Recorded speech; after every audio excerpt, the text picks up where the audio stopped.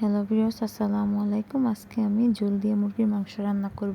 মুরগির মাংস রান্না করার জন্য প্রথমে আমি চুলায় কড়াই বসিয়ে দিয়েছি। এখন তেল দিয়ে দিচ্ছি। তেলটা গরম হয়ে আসলে দিয়ে দিচ্ছি পেঁয়াজ কুচি, দিয়ে দিচ্ছি তেজপাতা, দিয়ে দিচ্ছি রসুন বাটা। একটু নেড়ে চেড়ে নেব।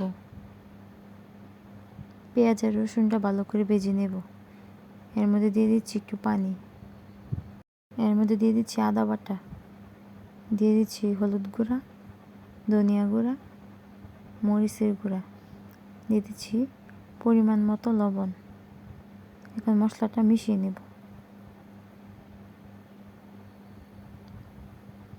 ভালো করে মশলাটা কষিয়ে নেব। কষানো হয়ে গেলে এর মধ্যে দিয়ে দিচ্ছি মুরগির মাংস আর আলু, দিয়ে মিশিয়ে নেব। মেশানো হয়ে গেলে সামান্য একটু পানি দিয়ে দেব কষানোর জন্য। এখন আমি ঢাকনা দিয়ে ঢেকে দেব।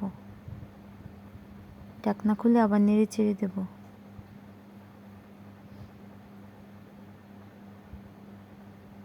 আবারও ঢাকনা দিয়ে ঢেকে দেব। ভালো করে কষানো হয়ে গেলে এর মধ্যে দিয়ে দিব ঝোলের জন্য পানি।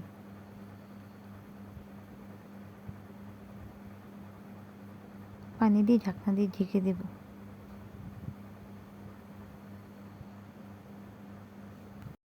এখন দিয়ে দিচ্ছি কয়েকটা কাঁচামরিচ, দিয়ে দিচ্ছি জিরে গুঁড়া। আমার রান্নাটা হয়ে গেছে, এখন আমি চুলা থেকে নামিয়ে নেব।